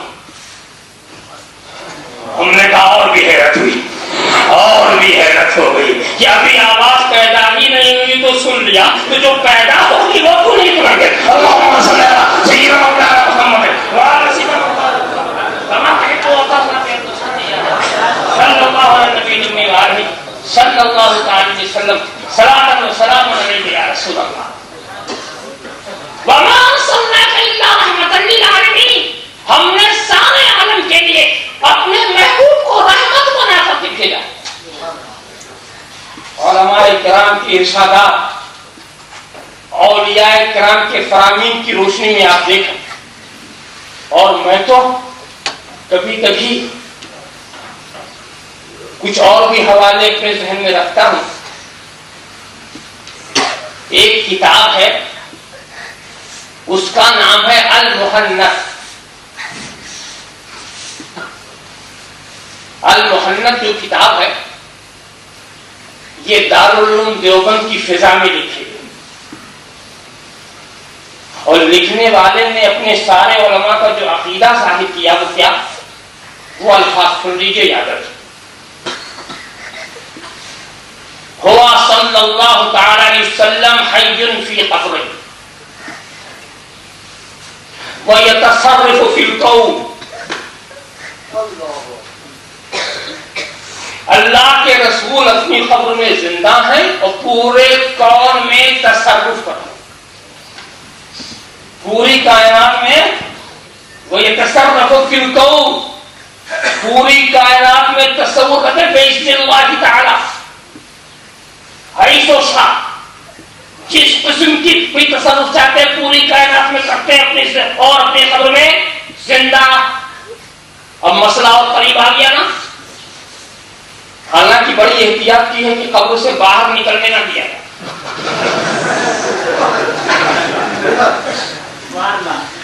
مگر قبر میں رکھ کے پوری کائنات میں تصرف کو بتا دیا کہ نہیں.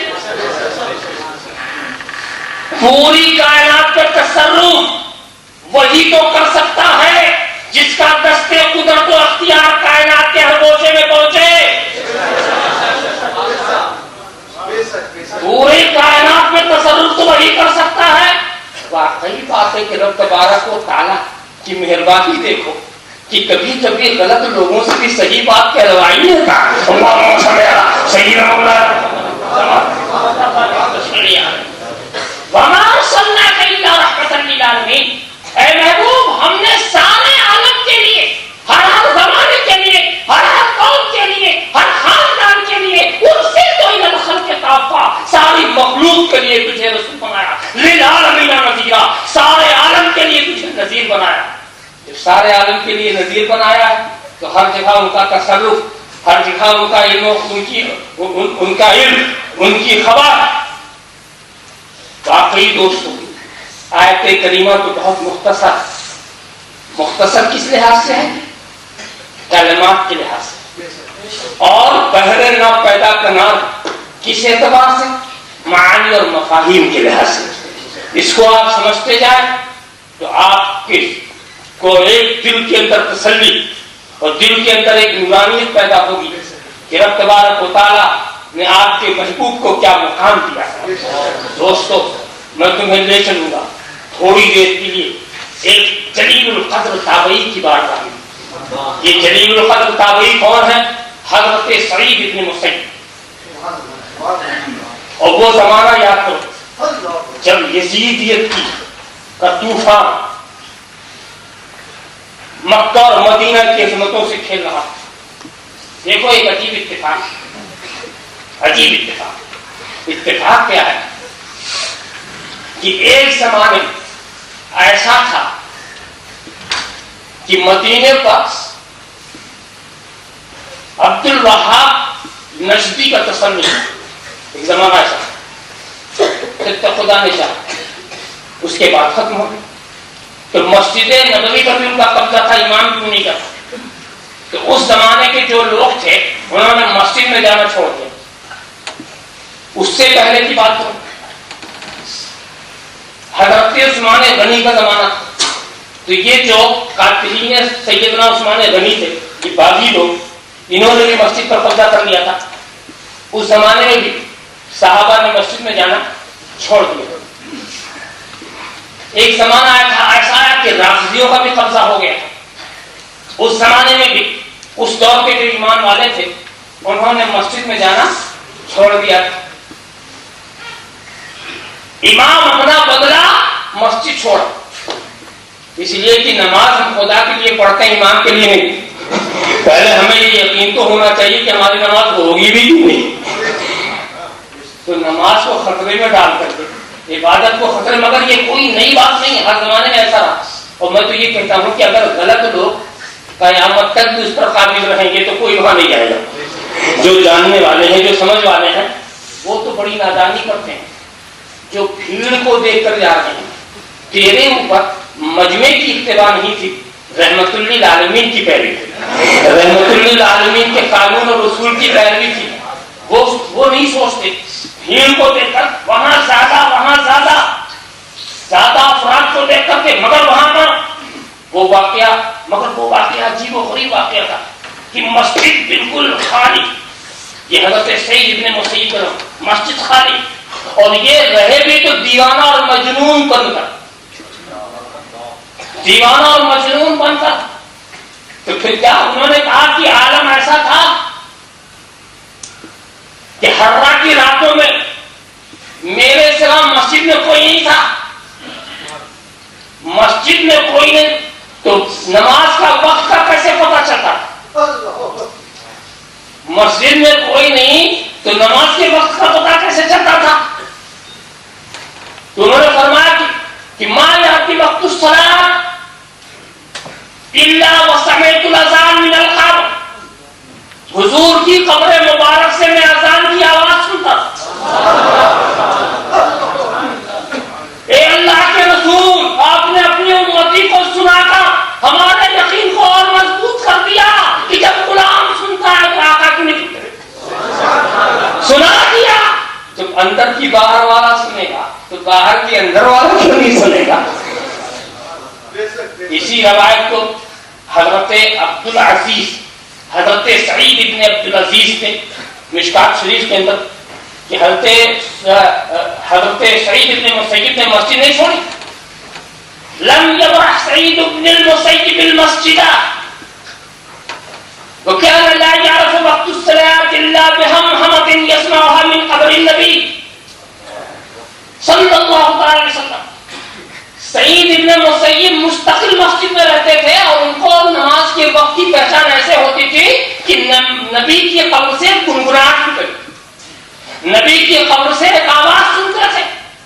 علامہ ابن جوزی نے بھی اپنی سند سے حضرت سعید ابن مسیب کی روایت نقل کی ہے اور انہوں نے کہا، حضرت سعید ابن مسیب فرماتے ہیں کہ لا یاتی وقت صلاۃ الا سمعت اذانا ثم اقیمت الصلاۃ فتقدمت فصلیت، یعنی جب نماز کا وقت آتا تھا تو مجھے اذان کی آواز سنائی دیتی تھی اور پھر میں یہ دیکھتا کوئی اقامت پڑھ رہا، اذان کی آواز پھر اقامت کی بھی آواز آتی تھی تو میں آگے بڑھ جاتا تھا، نماز پڑھتا تھا، حالانکہ میرے سوا کوئی نظر نہیں آتی۔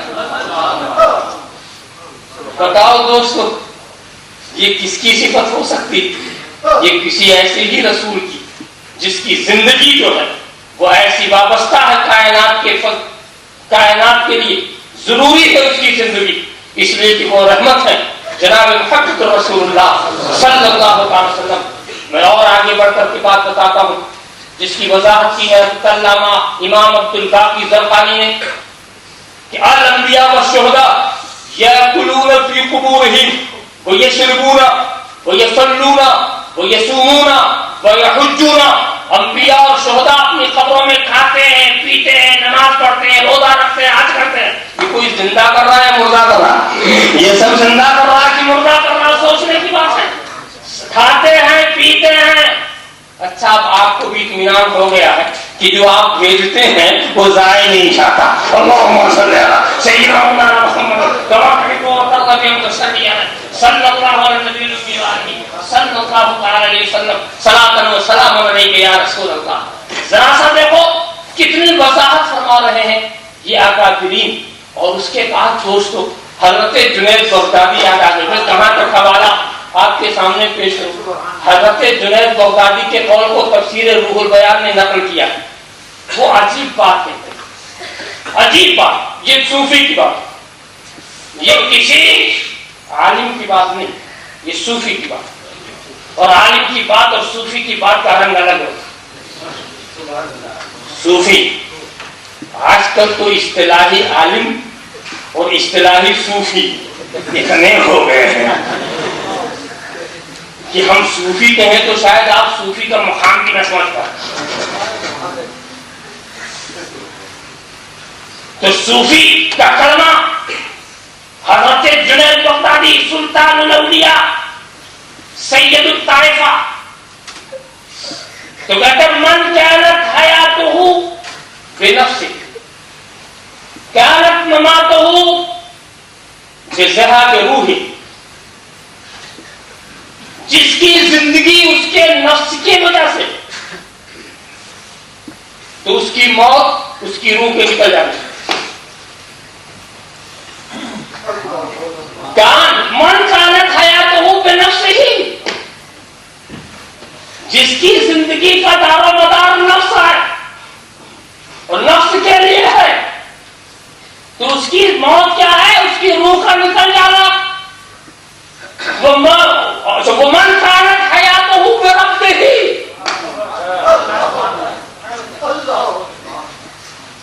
تو اس کی موت نہیں آتی. فإنه ينتقل من حیات التبع إلى حیات الحقیق إلى حیات الأصل، یعنی جس کی زندگی جو ہے رب کے لیے ہے، رب سے ہے، رب کی رضا کے لیے ہے، وہ مرتا نہیں ہے بلکہ وہ طبعی زندگی کو چھوڑ کر اصلی زندگی کی طرف جاتا.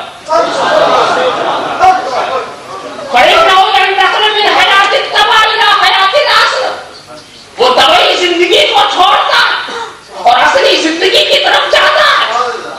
آپ خیال کرتے چلے ہیں وہی الحیات الحقیقیہ، یہی حقیقی حیات ہے. کیا بات ہے. فَإِذَا كَانَ الْقَتِيلُ بِسَيْفِ الشَّرِيعَةِ حَيًّا مَرْزُوقًا، یہ فقرہ جو ہے سونے کے حرفوں سے نکلا ہے. وَإِذَا كان القتيل بسيف الشريعة حيا مرزوقا فكيف من قتل بسيف الصدق والحقيقة. ارے جب شرعی تلوار سے قتل ہونے والا. Where are all the girls? Don't worry, they'll be along in a minute. I knew it was going to be a complete shambles. No, it isn't. They'll be down here in... حقیقت کی تلوار سے شہید ہوا.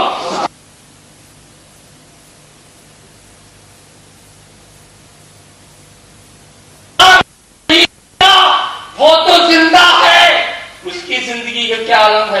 جس کو عشق مصطفیٰ نے شہید کیا، جو محبت رسول میں شہید ہو گیا، جو عشق الہی میں شہید ہو گیا، اس کی زندگی کا کیا عالم ہوگا؟ دوستو، میں تو بہت دور چلا گیا، صرف ایک پہلو کو لے کر کے. بات صرف یہ ہے کہ میرا رسول اول ممکنات ہے، اول مخلوقات ہے. تو جب مخلوق کا آغاز نہیں تھا تو نقطۂ آغاز بھی وہی ہے اور نقطۂ اختتام بھی وہی ہے. ایسا کبھی نہیں ہو سکتا کہ عالمین رہے اور رحمت نہ رہے، عالمین رہے اور رحمت نہ رہے. دوستو، جب ایسی صورت ہوگی کہ یہ رحمت نہ رہے، یہ رحمت نہ رہے، تو زمین کا فرش لپیٹ لیا جائے گا، آسمان کا شامیانہ اتار لیا جائے گا، چاند و سورج کے چراغ کھل کر دیے جائیں گے، ستاروں کی قندیلیں بجھا دی جائیں گی، سورہ اسرافیل پھونک دیا جائے گا.